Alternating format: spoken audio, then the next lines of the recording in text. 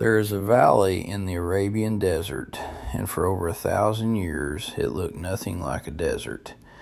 It had gardens and orchards and canals that ran for kilometers in every direction, and a city so connected to the ancient trade routes that people called it the Paris of the ancient world.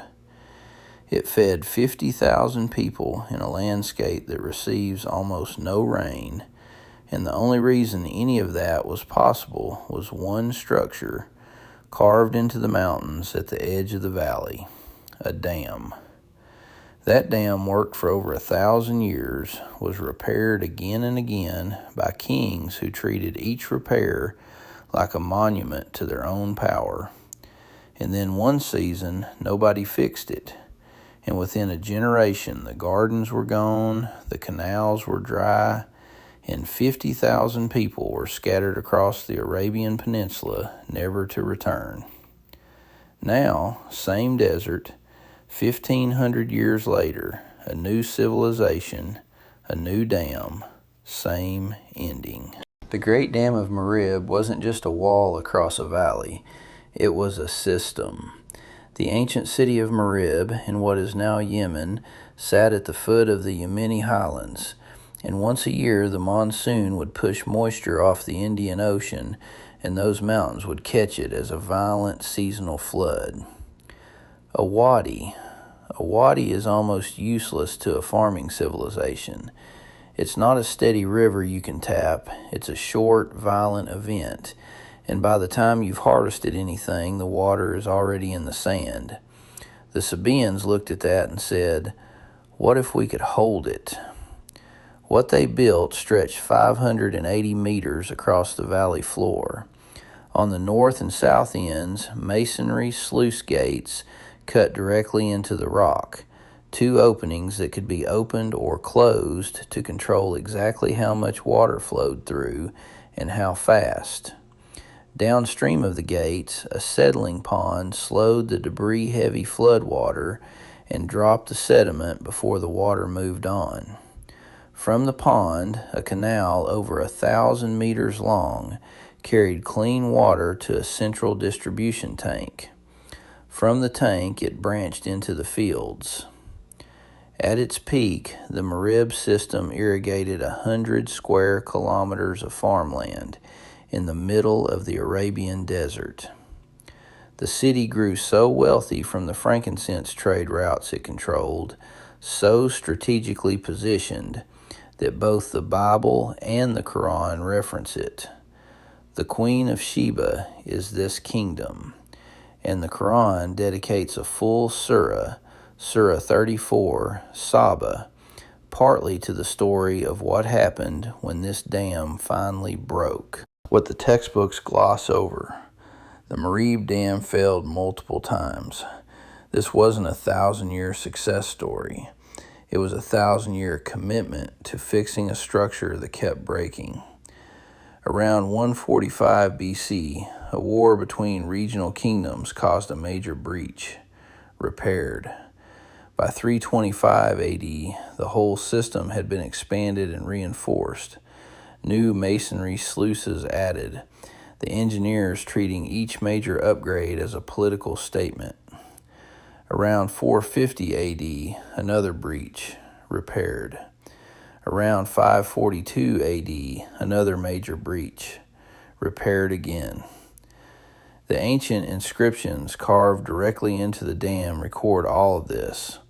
The Sabaean and Himyarite kings documented every repair like a monument to their own dynasty, proof that their reign was the one that kept the water flowing. Every time the dam broke, someone said, "Yes, we're fixing it." Until 570 AD, the dam was overtopped again, and nobody fixed it. Not because the repair was impossible, not because the breach was uniquely catastrophic, but because the political will was gone. The Himyarite kingdom was in decline. Regional power had shifted, and whoever was in charge looked at the cost, looked at the complexity of yet another major repair, and made a different choice. Within a generation, the irrigation system had collapsed. Within 2 generations, Marib was being reclaimed by the desert. 50,000 people scattered across Arabia and as far as the Levant in what historians call the dispersion of Saba. The engineering didn't fail. The humans stopped caring. Real quick, before I show you where this is going, if this is the kind of story you want more of, hit subscribe right now, because what I'm about to show you is the reason I made this video, and you don't want the algorithm deciding whether to send you the next one. Now I need to take you forward 1,450 years. It's 2020. Saudi Arabia is in the middle of Vision 2030, the most ambitious economic transformation program in its history, and sitting inside it is a place called NEOM, a $500 billion planned city in the Tabuk province of northwest Saudi Arabia, one of the most arid regions of an already arid country. And nested within NEOM in the Hejaz Mountains at 2,600 meters of altitude is Trojena. The pitch wasn't complicated. Saudi Arabia would build a freshwater lake in the desert mountains using a dam to create an artificial ski resort. They called the main structure the Bow, a roller-compacted concrete gravity dam 145 meters high. That's the height of a 45-story building, built from scratch, in a hyper-arid desert at 2,600 meters above sea level.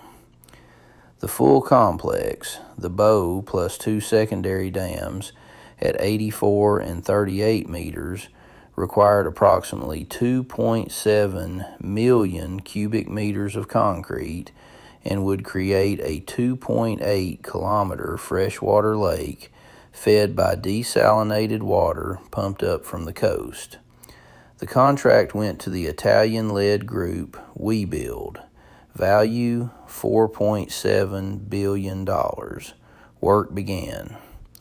By early 2026, the project was 30% complete. In March 2026, WeBuild received a termination for convenience notice. $1.5 billion already spent. $4.7 billion contract. 30% complete. Stopped.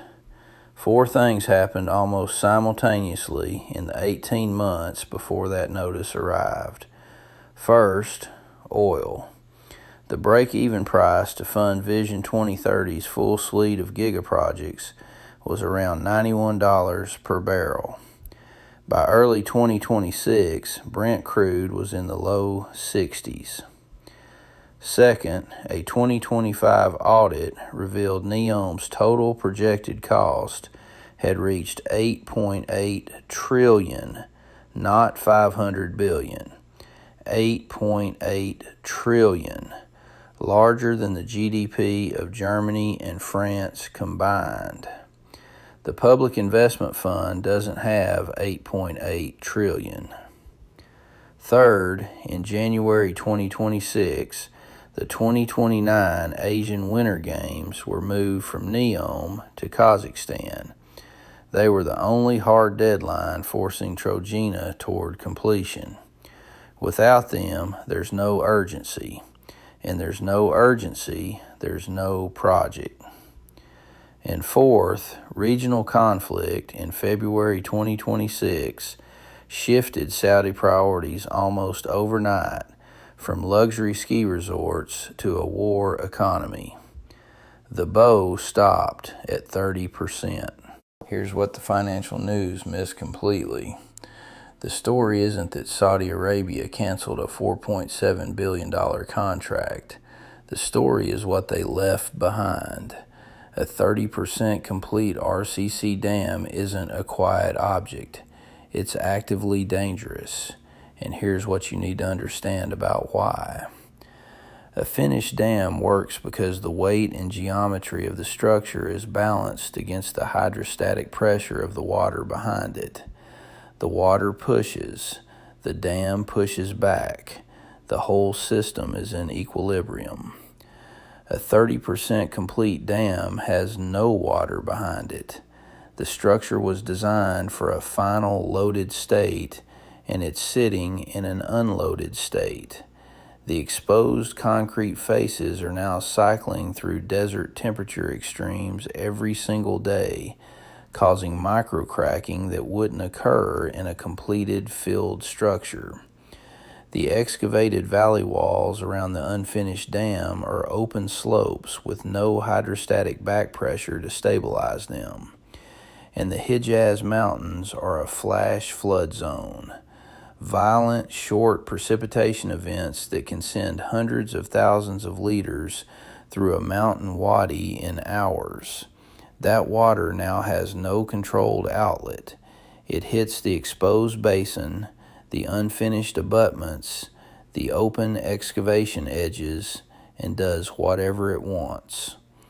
The site is officially described as under site stabilization, but stabilizing a 30% complete major dam in a flash flood zone isn't passive.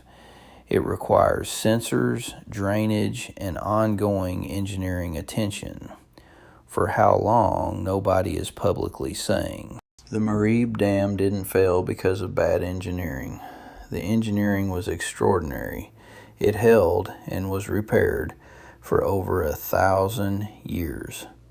It failed because the civilization that built it reached a point where the political will to maintain it was no longer there.